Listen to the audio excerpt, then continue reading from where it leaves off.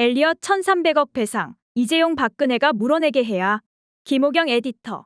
미국계 헤지펀드 엘리엇 매니지먼트에 우리 정부가 약 1300억 원을 물어주게 된 사태로 국민적 공분이 확산되고 있다. 투자자 국가 분쟁 해결 절차에서 우리 정부가 연달아 패소에 이미 이란 다야니 가문에 935억 원, 미국 사모펀드 론스타에 3000억 원을 배상하게 됐고, 엘리엇과 마찬가지로 삼성물산 제일모직 합병 과정을 문제 삼은 미국계 헤지펀드 메이슨 캐피탈이 지난 2018년 한국 정부를 상대로 2억 달러의 손해배상을 제기한 ISDS에서도 같은 결과가 나올 가능성이 높은 상태다. 이렇게 국민 혈세로 외국 회사에 물어줘야 할 금액이 눈덩이처럼 불어나는 가운데 특히 이번 엘리엇 건에 관해서는 불법 책임이 명확한 만큼 배상금을 반드시 원인 제공자에게 받아내야 한다는 목소리가 높아지고 있다. 관련 시민사회단체들은 이재용 삼성전자 회장, 박근혜 전 대통령, 문영표 전 보건복지부 장관, 홍한선 당시 국민연금 기금운용공단 본부장 등에 대한 구상권 행사, 국민연금 손실에 대한 별도의 손해배상 청구, 법무부의 신속한 판정문 공개 등을 요구하고 나섰다. 소액주주 권익 보호와 기업 지배구조 개선, 정부의 재벌 금융정책 감시 활동을 벌이는 경제개혁연대는 22일 논평을 내고 이번 판정을 통해 2015년 삼성물산, 제일모직 합병의 불법성과 합병 비율 등의 부당성이 다시금 확인됐다며 삼성물산, 제일모직 합병은 삼성그룹 총수 일가로 대표되는 국내 대기업 집단 지배주주의 전횡과 후진적 거버넌스를 상징적으로 보여준 사건이라고 규정했다.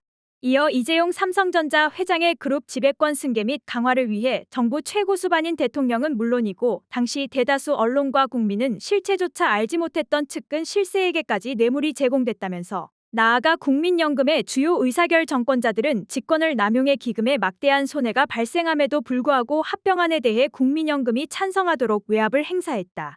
국민 노후 자금이 이재용 회장의 지배권 승계 및 강화에 쓰였다고 하는 것은 조금의 과장도 없는 정확한 평가라고 지적했다. 그러면서 법무부는 실제로 책임을 져야 마땅할 이재용 회장, 박근혜 전 대통령, 안종범 전 경제수석 비서관, 문영표 전 보건복지부 장관, 홍한선 전 기금운용본부장 등 주요 관계 당사자에 대한 책임 추궁을 적극 강구해야 한다며 국가재정의 피해를 최소화하고 책임을 부담해야 할 자가 실제로 책임을 질 수 있도록 해야 한다고 촉구했다. 또 국가재정법 제84조 공공기관 운영법 제35조 등을 들어 국민연금은 이번 판정을 계기로 지금이라도 손해보전을 적극 시도해야 한다면서 당시 삼성물산 지분 약 11.2%를 소유했던 국민연금은 엘리엇보다도 더 큰 손해를 입었음이 분명하다. 그럼에도 국민연금이 계속 손해보전을 위한 아무런 노력을 하지 않는다면 가입자인 국민에 대한 중대한 배임 행위라고 강조했다. 경제개혁연대는 법무부는 신속히 이번 판정문을 공개함으로써 사건의 실체가 최대한 드러나도록 해야 한다며 이번 판정에 대한 취소 신청의 필요성이나 타당성을 검토하기 위해서라도 판정문 공개가 필요하다고 덧붙였다. 박근혜 정부의 삼성물산 합병 개입은 법적 판단이 다 끝난 사실이다. 대법원은 2019년 8월 국정농단 사건 판결에서 박근혜 전 대통령이 이재용 삼성전자 부회장의 승계를 위해 묵시적 청탁을 통해 삼성물산 합병에 개입했다고 결론 내렸다. 국민연금의 의결권 행사 문제를 잘 챙겨보라는 박 전 대통령 지시에 따라 국민연금에 압력을 행사한 문영표 전 보건복지부 장관과 홍한선 전 국민연금기금운용본부장은 직권남용과 배임 등 혐의로 기소돼 지난해 4월 각각 징역 2년 6개월의 실형이 확정됐다. 이런 재판 결과는 엘리엇 측의 주장을 뒷받침하는 데 핵심적으로 작용했다.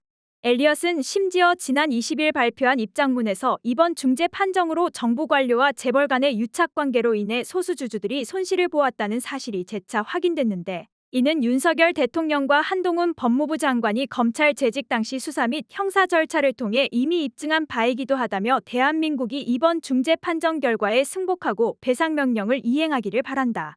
불복하면 추가적인 소송 비용 및 이자를 발생시켜 한국 국민의 부담만 늘어나게 될 것이라고 충고했다. 윤석열 대통령과 한동훈 장관을 콕 집어 당신들이 수사에서 처벌한 사안 아니냐고 조롱하며 빨리 돈이나 갚으라는 투다. 이재용 회장은 뇌물공여 및 횡령 등으로 형사처벌을 받긴 했지만 1년 6개월 실형 집행 후 가석방됐고 작년 8월 윤석열 정권에 의해 복권됐다. 정경유착 범죄로 민주주의를 위협하고 국민 노후 자금에 심각한 손해를 입힌 사실을 고려하면 너무나 가벼운 처벌인 것이다. 민주사회를 위한 변호사 모임 민생경제위원회 참여연대의 공적 연금 강화 국민행동도 구상권 및 손해배상 청구를 정부에 촉구했다. 이들은 공동 논평에서 정경유착을 저지른 이들은 따로 있는데 그 대가를 오직 국민들이 치른다면 이는 몹시 부당하다며 대한민국 정부와 국민연금은 작금의 사태에 대해 국민 앞에 성실히 해명하고 사죄해야 할 것이라고 밝혔다. 이들은 주지하다시피 이 사태의 발단은 이건희 당시 회장의 유고가 유력시되던 지난 2015년 최소한의 지분 보유만으로 삼성전자 지배권을 승계받고자 했던 재벌 3세 이재용의 욕심과 이로부터 뇌물을 받은 박근혜 전 대통령의 국민연금 외압 그리고 국민노후 자금의 수탁자인 국민연금이 국민의 믿음을 배반하고 정권과 자본의 꼭두각시 역할을 했던 당대의 총체적 난국에서 발생했다고 설명했다. 당시 제일모직의 최대 주주였던 이재용 회장은 삼성전자 지분을 보유하고 있던 삼성물산의 지분 보유를 목표로 제일모직과 삼성물산의 합병을 추진하면서 제일모직 주식의 가치를 부풀리고 삼성물산의 주식 가치를 부당하게 절하했다. 그에 따라 삼성물산의 자산 규모가 제일모직보다 약 3배나 큼에도 불구하고 삼성물산 주식 1주당 제일모직 주식 교환 비율은 0.35에 불과했다. 이에 삼성물산에 투자하고 있던 엘리엇 측이 문제 제기에 나서면서 분쟁이 발생해 막대한 액수의 정부 배상 사태에까지 이르게 된 것이다. 민병과 참여연대 등은 당시 불법 행위의 당사자였던 이재용은 뇌물 제공으로 경영권을 승계해 삼성전자의 회장이 되었고 박근혜 씨 역시 특별사면됐다. 부정부패를 저지른 이들이 국정을 농단에 원하는 것을 얻는 동안 그 대가는 오직 대한민국 정부와 그 국민이 막대한 손해를 입게 된 것이라며 노동시민사회단체는 이러한 상황을 결코 납득할 수 없다. 정의와 공정의 실현을 위해서라도 이 문제를 바로 잡아야 할 것임을 분명히 요구한다고 했다.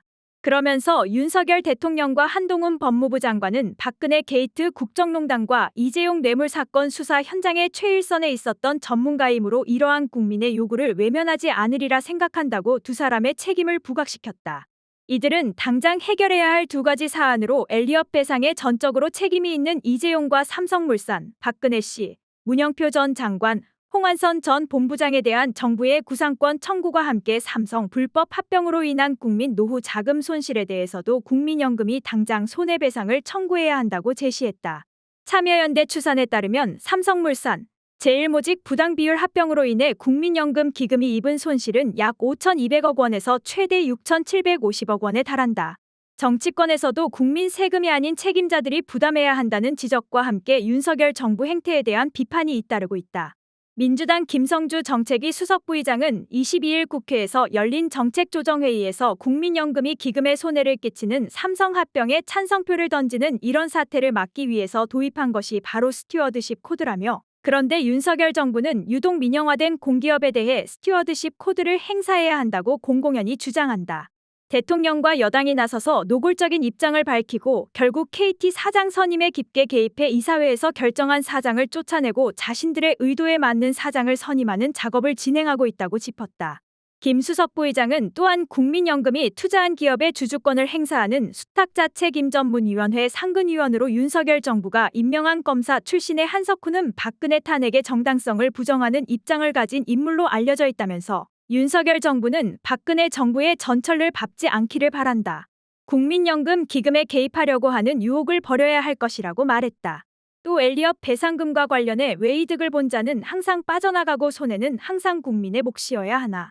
피해를 끼친 자들에게 구상권을 청구하는 것은 당연하다면서 1조 원대 소송에서 93%를 이겼다는 법무부의 태도는 도저히 이해할 수가 없다. 삼성합병 사태 당시 수사검사였던 윤석열 대통령과 한동훈 법무부 장관이 어떻게 할지 지켜보겠다고 했다.